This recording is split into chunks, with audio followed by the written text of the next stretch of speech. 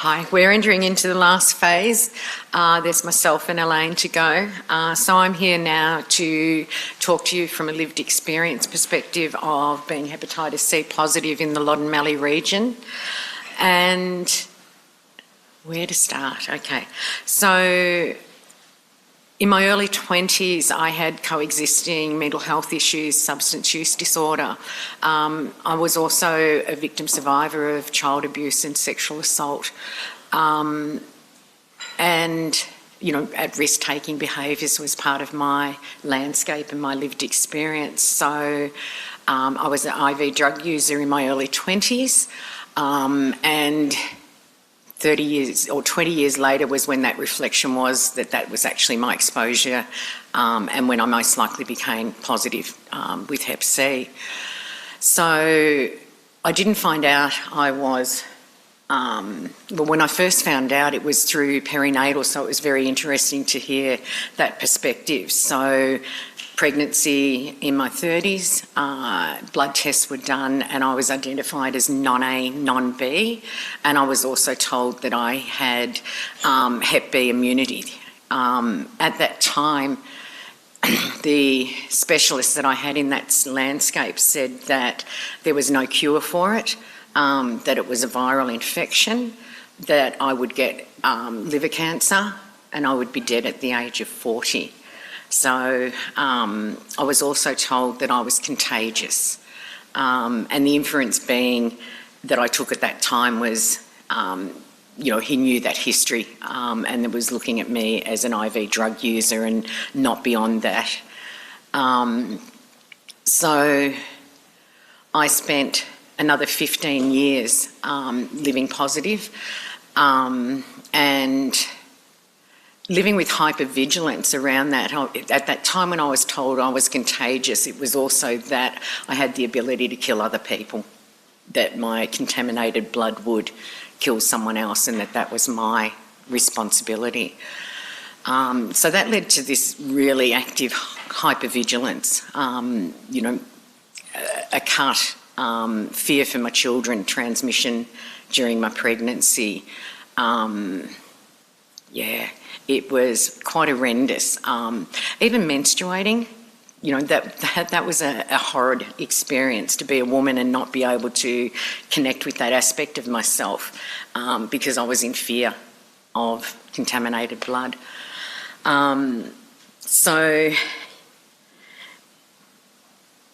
when I finally, the way that I found out about being Hep C positive, during that time I had, you know, my medical files, and they used to be the old manila folder that you would see come out, and bright red letters used to be across that, and initially it was non-A, non-B, and that turned to Hep C.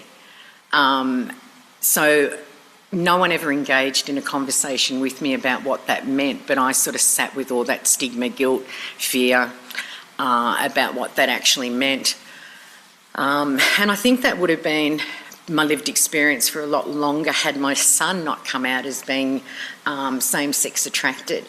And that had me become engaged with an organisation in Bendigo called Country Awareness Network that supported the GLBTI community.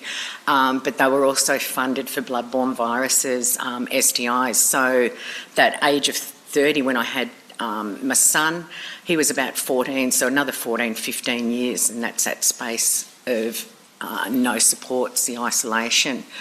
At that stage, I was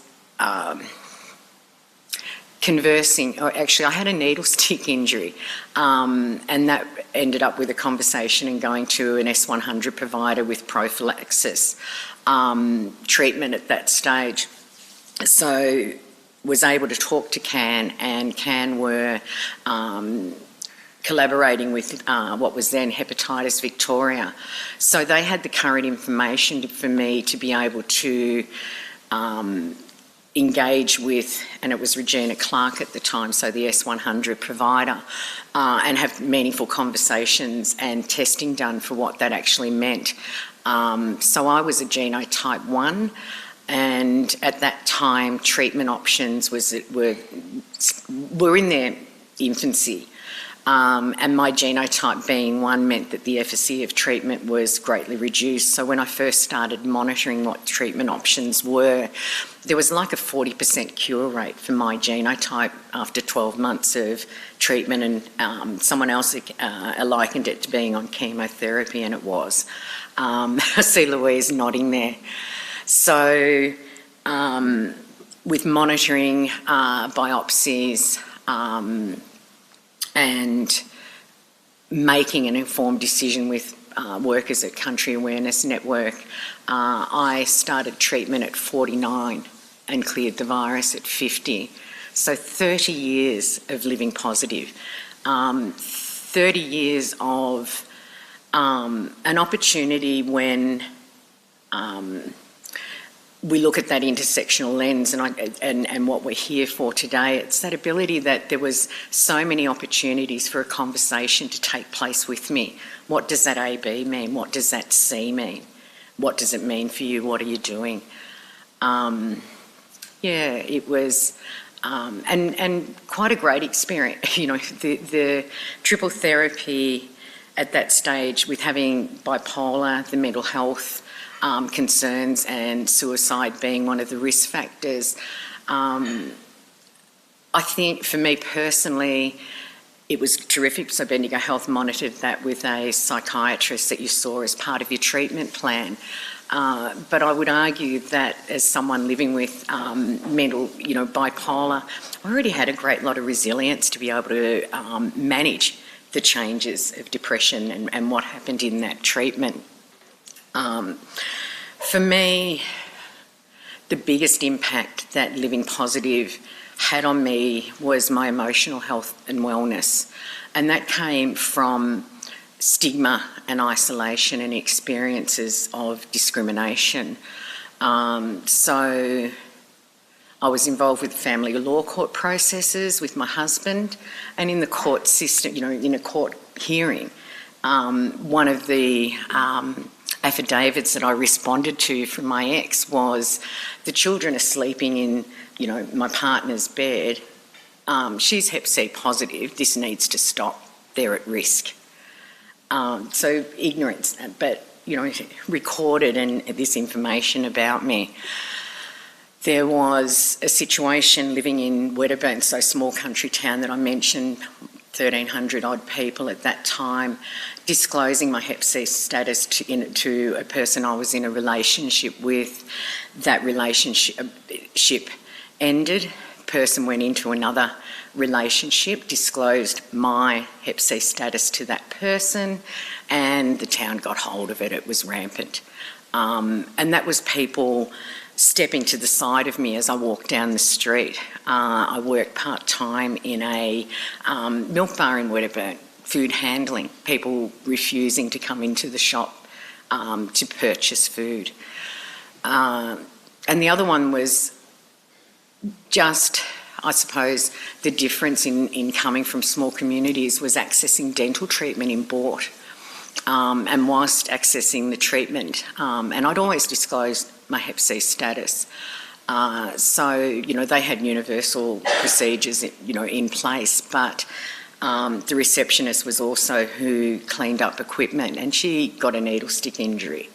So there was like an indirect violation of my privacy, confidentiality, or the experience of being positive, because I knew the receptionist.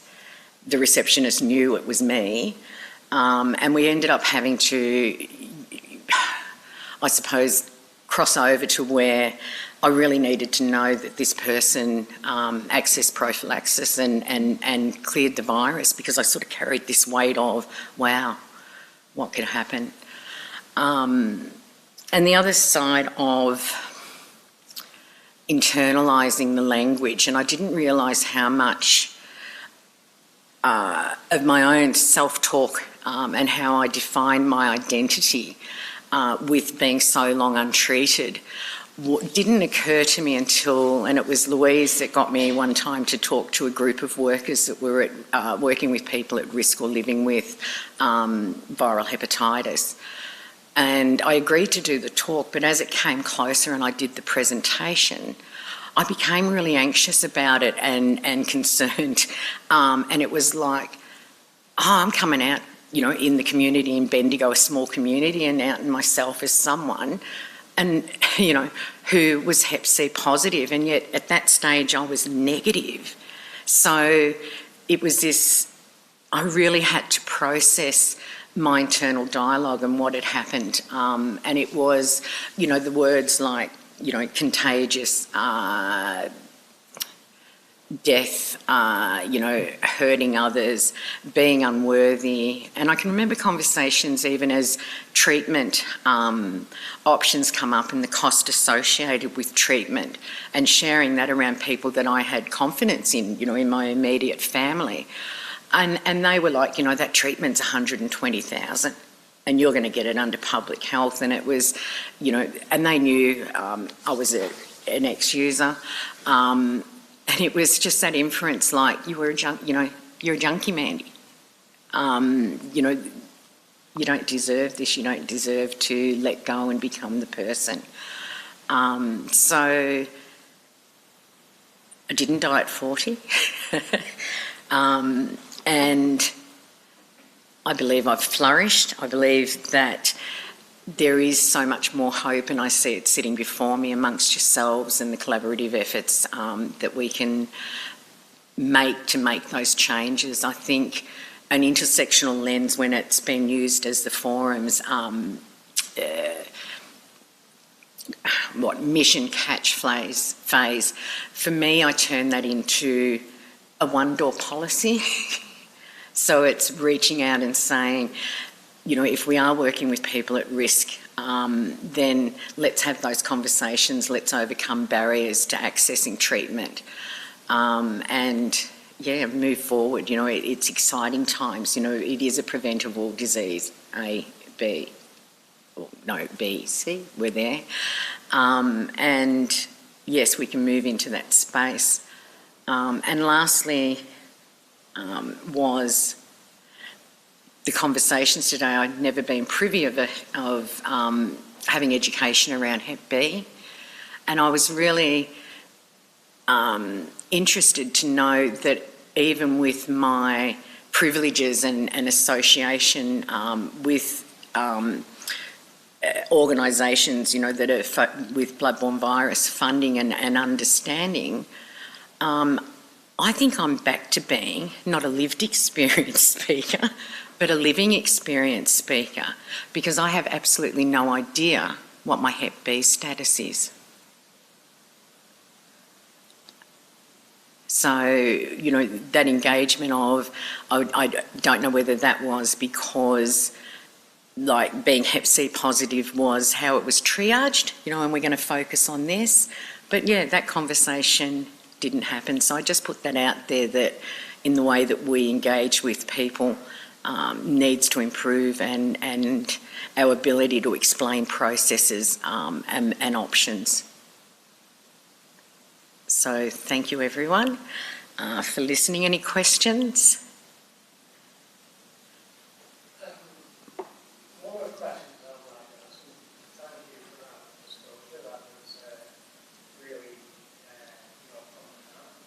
Thank you. What would you say to a young 30-year-old woman who presented with the same information that you were back then? What advice would you give? Good question.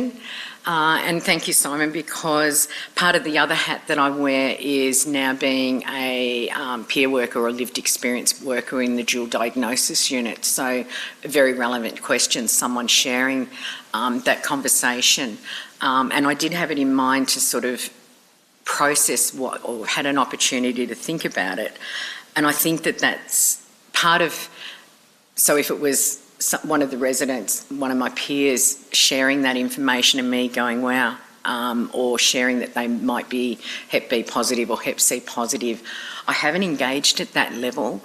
I've been mindful that I need to have, be educated more around trauma-informed process when I initiate that, Simon.